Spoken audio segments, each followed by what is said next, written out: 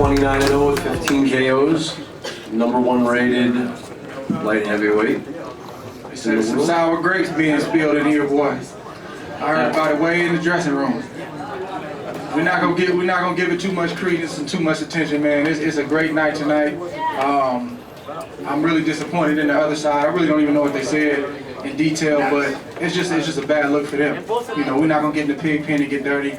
I thank God for the grace to get in here tonight and fight. You know, and take care of business. I always want to do better. Felt like I could have did better, and I'm going to be better. But as far as trying to explain myself and answer questions like, you know, some of the things that they're talking about, I just refuse to get into it. It's not about them anymore. They've done a lot of talking leading up to this fight, and I told you guys that they can dominate the headlines leading up to the fight. We stayed quiet, right? I said, but Sunday morning, we want to dominate the headlines. So they can go back up to the high altitude, keep breathing that good air, and go and do what they're going to do. It's not about them anymore. It's about us. So, any questions?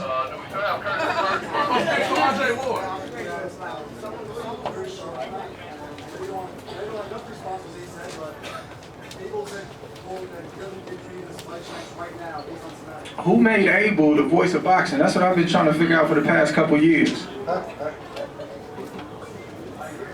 I mean, I'm just like, there's no disrespect to the man. You know, I feel like he does a good job with his fighters, and I'll just leave it at that. But who gave him like the absolute authority to like speak on people? Like, and not just me. I hear that guy talk about a lot of people in a disrespectful manner. You know, as if they just on some pedestal or something. Man, they gotta stay humble, man.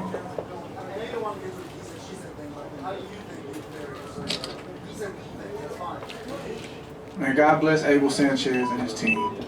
I wish him nothing but the best. How do I feel like I'll fare against Kovalev? I feel like I'm gonna win. And it's not gonna be an easy fight. He's a champion. And he deserves all the credit that he's gotten because he's not only fought everybody in the division, but he's gone to their hometown to do it. But you guys got to understand that I don't, as the fighter, the guy that's getting in the ring, I don't get caught up in who hits hard. And I was supposed to be the little guy tonight. And I didn't look like the little guy tonight. I don't get caught up in titles and he's from Cuba and he's from Russia. I don't get caught up in that. I've been doing this my whole life. I've been doing this 20 plus years. 20 plus years. So, just like I've faced every other challenge, I would face the Kovalev challenge the same way. There's no fear on my end. I don't fear anybody. I respect fighters.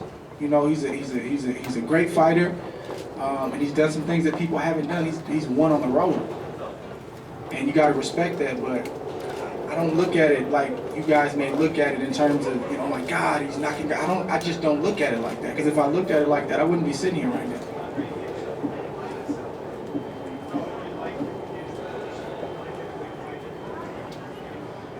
I like that we showed that, you know, that we're strong, plenty strong for this weight class. We showed the pop in this weight class. We just want to keep sharpening things up offensively, defensively, and, you know, but I have to give myself maybe a B- or so because with the stop and go, you know, layoffs and different things like that, you know, we had the same situation with Evan Rodriguez in 2013. He was the #1 contender.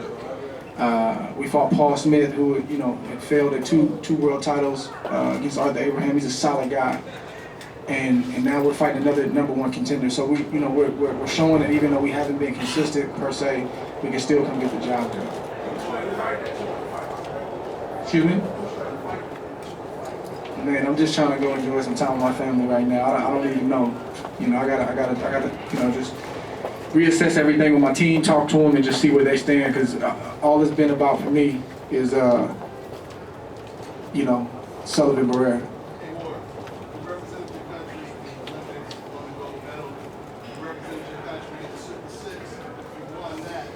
And now they ask you to step up out of your comfort zone with 175. You win your first fight here against the #1 contender. What does it take for an American fight to get the praise that you deserve? You're talking about the love that you get out in the UK, and it's beyond the love out here in the States. You know what? It's I do have an opinion about that, but you know, one thing I'm learning as a young man is that I don't always have to share my opinion. One thing that you know I'm constantly reminded of is and I have to take myself back to it. And some may understand it, and some may not, and that's okay. Is that whether people give me credit or whether people don't give me credit, you know, God has blessed me with a talent and a gift. And ultimately, at the end of the day, I'm doing this for Him. And then behind that comes my family. And in the midst of that, some people gonna love me and praise me and give me the respect I deserve. And then there's gonna be that element where they don't. But I gotta fight to stay in the middle. I can't get too caught up in the praises, and I can't get too caught up in the criticism. You know, my team came back and was like, oh, they're not, you know, they're tearing your performance down tonight. Man, it's okay. And at 32 years old, I'm maturing to that point where it's okay. You don't have to like me. You don't have to like my style. You don't have to like my personality. But I do know that I'm authentic and I'm real. I try to give the fans, I try to give the network that I fight for, I try to give everybody all I have. But some people are not always going to like what you represent. There's a lot of cameras in here. Some people like your website, some people don't. You know what I'm saying? Some people like the way you write, some people don't. But you got to keep writing, right? You got to keep covering the sport, right? So that's what I try to. I don't always get it right. I'm not saying I've mastered it, but that's where I try to fight to stay in that place where it's like, man, I feel like I should get this, but you know what? It's not about that.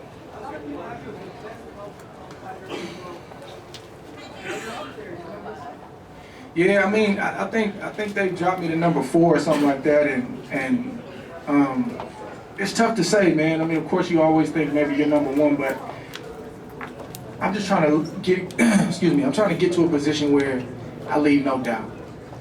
Because right now it's an argument. You know, they can throw the layoffs at me, and they may have an argument with that. They can throw the inconsistency, and it's hard to argue with that because guys have been more consistent. But my motivation is to leave it to where there's no doubt, where they can't take the number 1 spot. And if I can do that, man, that's my goal.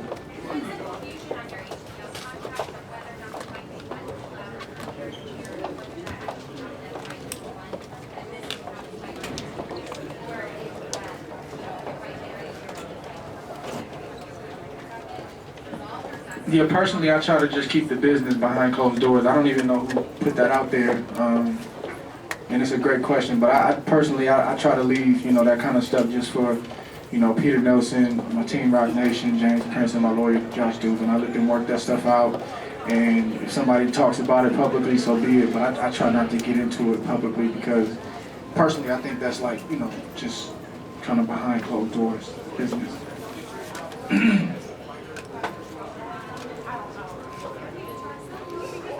Oh man, that was a tough one, and the referee's a great ref, and but I was surprised. I mean, I think the shot was no.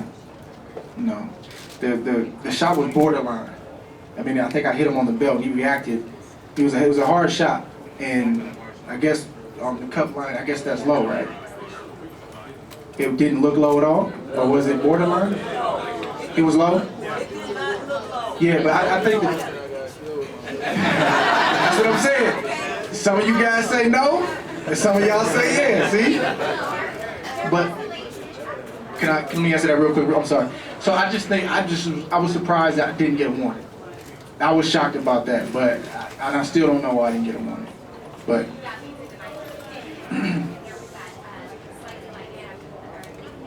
yeah, that was my fault. I let that go, and it, you know, wasn't intentional. It just, I was in the heat of the moment, and I apologized, and that was on me. Yeah, but it's 2 different infractions, from what I understand. But I had to just, you know, I got upset, and I just had to just bring it down and stay focused.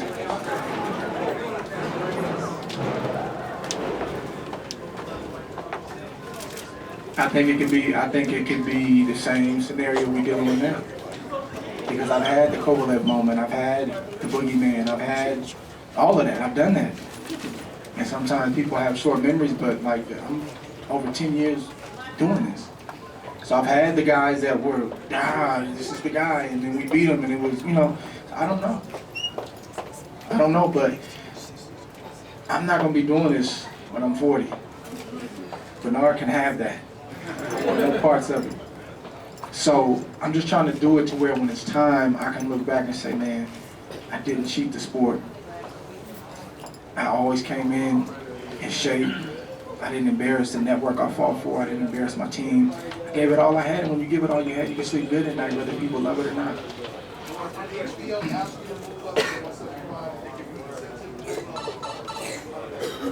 It's a collective decision between everybody, but ultimately, you know, the buck stops with me because I'm getting in there. So, you know, regardless of, you know, what anybody may suggest in HBO, I know there's like this, I think this narrative out there where it's like I was forced to go up, and that's not it. You know, I mean, HBO would never try to force any fighter to do anything, but I just think collectively it made sense. And that's a challenge that I wanted to take on. You know, I wanted to, it was hard to get guys in the ring at 68, and you guys kept saying I need to move up, so I listened to you.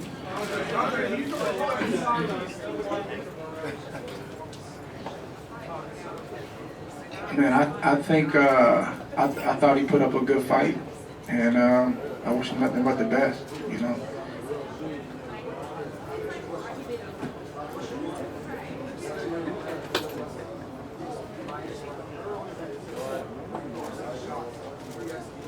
How many punches was that? He landed 700 punches? Whoa. Hold on. Dang, 111 punches? Still landed.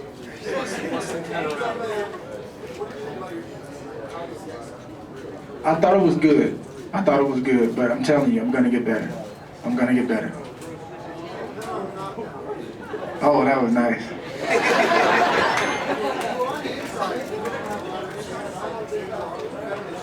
Yeah, I hit him right on top. Yep. I didn't try to do it, and that's what, you know, our coaches tell us in the gym every single day. Stop loading up, just throw it and it'll come. And I didn't try to throw it hard. The ones that I tried to throw hard, I would land, and, you know, he'd be able to take them. But that one, I just turned boom, and it just was like a sweet spot on the baseball bat, and down he went.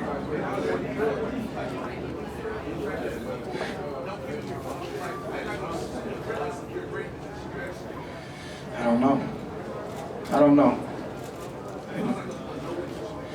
I mean, you know, when I went through the last year and a half, 2 years with this lawsuit, you know, I saw a lot. You know, I learned a lot. I saw a lot of some good things.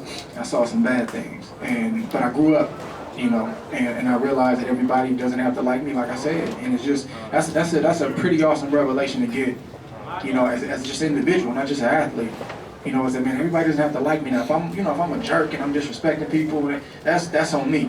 But if I know that I'm trying my best to be an ambassador, a representative, and people are nitpicking, there's nothing I can really do about that. You know, and that element is always going to be there. And sometimes that element is not always a bad thing. It keeps you tight, it keeps you focused, and it kind of is what it is. And I just don't, you know, when I was a little younger, I used to get more upset, you know, and I used to feel like, man, I used to want to demand respect and demand this, but it's not about that anymore, man. And I hope that, you know, the young guys coming up behind me, that they don't waste the energy that I wasted early in my career trying to demand that kind of respect. Just focus, man. Stay focused on what you're doing. We got a short window to do it. I've been fortunate to be 10 years. Some guys get 5, some get 2, some get 7, but whatever your window is, man, don't focus on critics and naysayers. Let them be who they are. God bless them, man, but just stay focused on what you're doing. And the ride will be a lot funner. Wait, guys, I'm going to take questions throughout our last minute. One question each. I wanted to. Probably the round that I knocked him down in, but, you know, it's a tricky situation because, you know, she's gonna pick the next question. You have to, you know, I was looking at his eyes, and you know, I think he was buzzed. You know, I saw him look at his corner, nod his head like I'm good. So I don't think he was out on his feet, and you know, he was still throwing hard. So, you know, I tried to test him a little bit, and he still had something left. So it just, you know, the bell rang. I think it was like maybe 30 seconds left. So. Sorry. Hey, how you doing? How you doing, champ?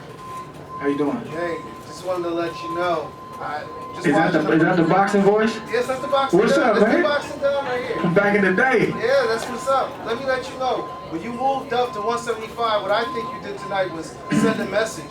Normally, people complain one way and say you fought too smart. You were boring. So tonight you opened up. You loaded up with a lot of shots I didn't think you necessarily had to do, but it was effective. And when you fought inside the telephone booth, you won most of those matches. You didn't necessarily have to fight this way tonight, but you did. You showed your heart. You showed the people at 175 that you're ready to mix it up. And I don't know if I'm just seeing this, but was that the case?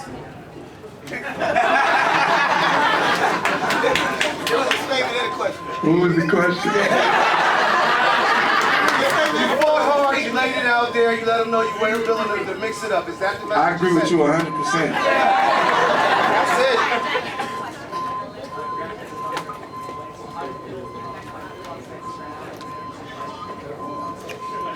Oh man, I was blessed to see the people come out tonight. They came out for the weigh-in.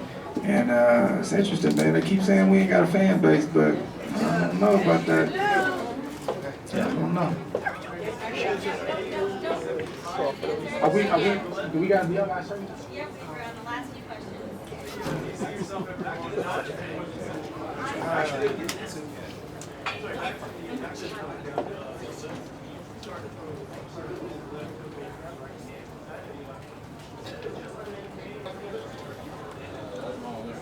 Yeah, that's something we saw in training camp, something we saw on film.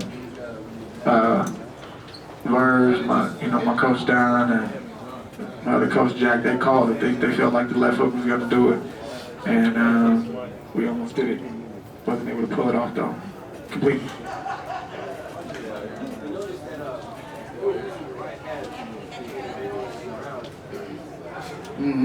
I think that just goes back to just, getting a good groove and, just being consistent with my fights and stuff like that'll flow.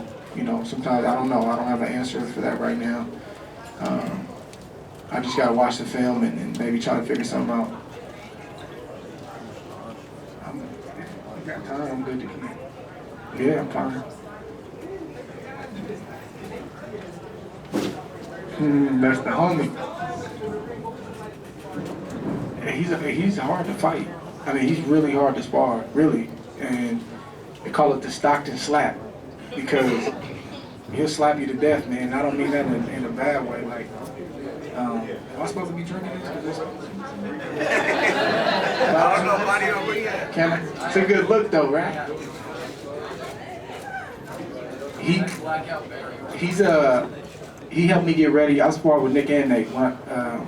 Nate helped me get ready for Chad, and he always comes in shape, and he throws a million punches from a million different angles, and I felt like he had a great shot against McGregor. I just was worried about the 10-day notice. When he started letting his punches go and he landed that short left, I knew he had action because he's just a bad boy, man. They don't care, man. They just come to fight. So I'm happy, man, because I know they don't always get the credit that they deserve. And for him to come in and upset the apple cart like that I was so happy, man. It was 2 boxing matches on that night, and I didn't watch any of them. From my first UFC fight that I paid for, and I'm screaming at the TV, man, let's go, baby. Like, I was pumped. My boy did, man. So I'm happy, and it looks like he's probably gonna get another shot too with the rematch. So I'm excited for him.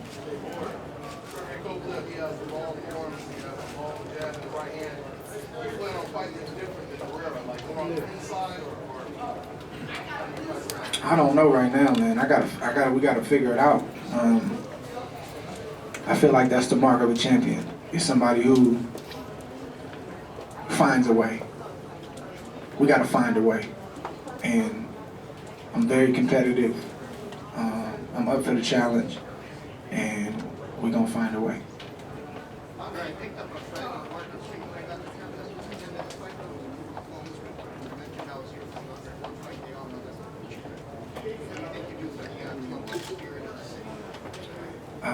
I mean, not just me, but all the athletes that are from here, the ones that play here and represent the Bay Area. I mean, this is a special place, man.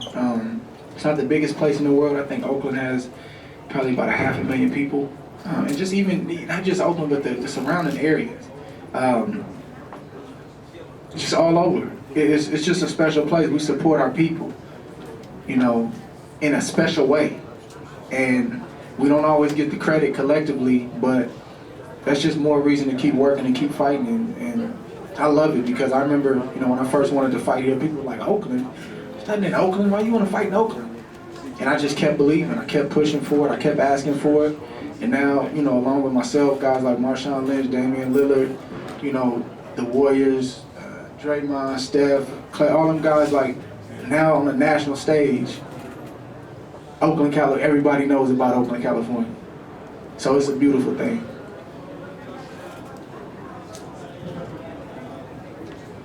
I want to end it heavyweight. I'm serious. I really am. I don't know. I don't know. I think that you know, it would have to be at the end of my career. I'm not big enough to campaign in heavyweight and try to, you know, it's not a smart thing to do. But I think a situation like Roy's, where it's the right heavyweight, not a guy that's 6'4", 6'5", but the right guy where I put on, you know, just enough muscle and size where I can hold my own, and you go for it. And that's how I want to go out as a heavyweight champion. And I know it sounds crazy now, just moved up to 75, and it sounds crazy, but that's what I've always envisioned, and that's what I think can happen. Man, that's a long time, man. I'll be 38, man. I said I didn't want to be in the ring, nowhere near around 40. Man, I don't know. I just gotta take it a step at a time, you know. I think that you'll just see a situation like that just start to evolve, where you see a guy say, man, he may be the guy, and man, I beat whoever I need to beat at light heavyweight, defended the title several times, and I'm gonna take a crack at him. And you know, I did some consulting with Mackie Shieldstone, great guy, very knowledgeable. He helped me out a lot for this fight. I didn't go train with him in New Orleans for this fight, but a lot of consulting and just a lot of great advice from Mackie. Oh, he's with it. Yeah, he's with it. We talked about that since I've been a kid. Yeah. You might touch on this a little bit, but if you could just clear up the rumors that Lovekins people have said a while ago that you guys sat down with HBO and they said, yeah, we want to fight. Man, no disrespect, bro, but it's not about Golovkin right now. It's not about him. I'm not trying to be disrespectful, but they've done too much talking. You know what I'm saying? Like, they've done a lot of talking, and we haven't responded intentionally. And it's not, you know, when he fights, it's about him. It's not about him right now. He had his opportunity, he didn't take it, and, you know, we're moving on. I wish him nothing but the best.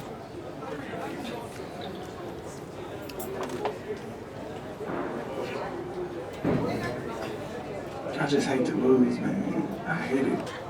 I hate to lose at anything. And I'm a poor loser, too. I just hate to lose. Like, I don't want to lose in cards. I don't want to lose in board games. I just don't want to lose. So, no. I think it's got a lot to do with it. But, you know, I just try to, man, I don't know. You know, I don't know. I've really not even tried to, like, keep my mind focused on the streak. I really don't think about it at all until it's brought up. I just try to, you know, God has blessed me with a work ethic, man. And you know, it was cultivated as I was a young kid growing up. But it was just, this drive was in me to be the best and to try to, you know, just give it all I got. And I'm still like that, thankfully, at 32 years old. It's just I go in the gym and I try to max out, and I need my team to tell me, no, you're not going 12 rounds today, you're only going 6. Okay, no, just you're not running 6 miles, just run 3. And as long as I got that mentality, I think good things will keep happening. You know, but when I feel like I can't put out like that anymore, then, you know, it's probably time to walk away.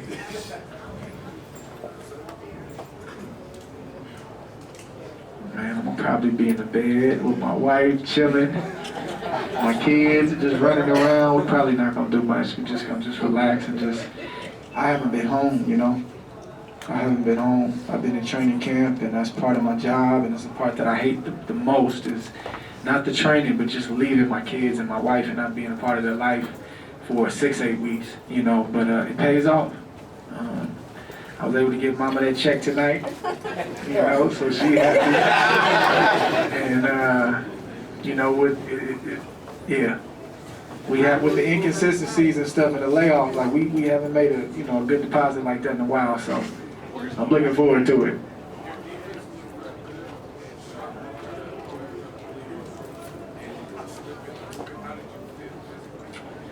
I felt pretty good with that. But the next step is like making them pay.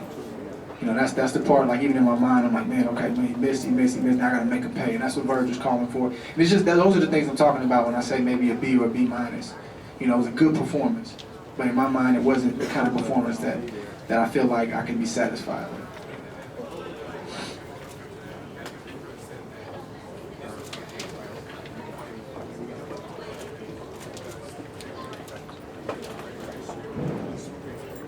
Oh yeah, it's been 10 years.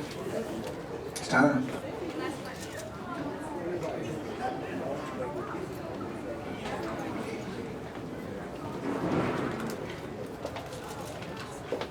Man, it's great. I hear him, you know, I do. I hear him, I hear the chants. And it's tricky because fighting at home, man, you gotta be, people think it's a given, like, oh, you're fighting at home, it's easy. It's like, no, it's harder. I'm walking to the ring, I'm seeing cousins and uncles and friends, and I'm like, man, but I gotta actually stay in the moment, and I can't get caught up. I gotta go perform. Because I'm trying to make all these people, I'm trying to send everybody home happy. So even when they're chanting your name, part of you wants to step on the gas, but it may not be time to step on the gas. So it's tricky, it's a fine line when you're fighting at home, but at the end of the day, you know, you want to get that good performance and you want to get that win, and like I said, send everybody home happy. Yeah, I gotta let my team work that out. You know, it's just as far as I think another fight is in order. I would say so. You know, I want to sit.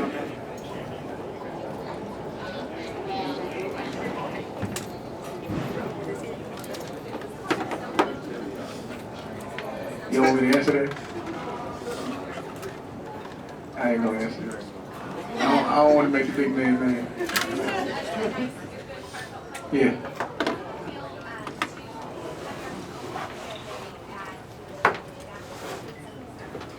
Yeah, it's I actually started at a small gym in Hayward.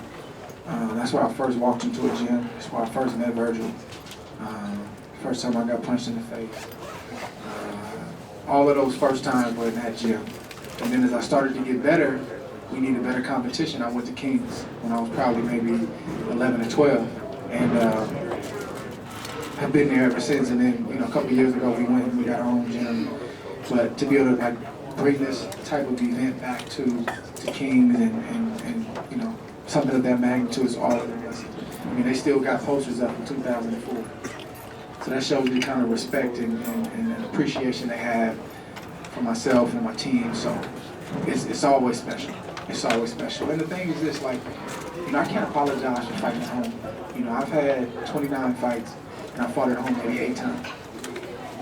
You know, and of course we want to venture out and fight other places, you know, Vegas, New York, but when I do get the opportunity to fight at home and, you know, the network, whoever wants to bring it here, man, I gotta enjoy it. You know, I gotta enjoy it because again, I'm not gonna always be able to do this. So when I can do it, man, I wanna definitely appreciate it.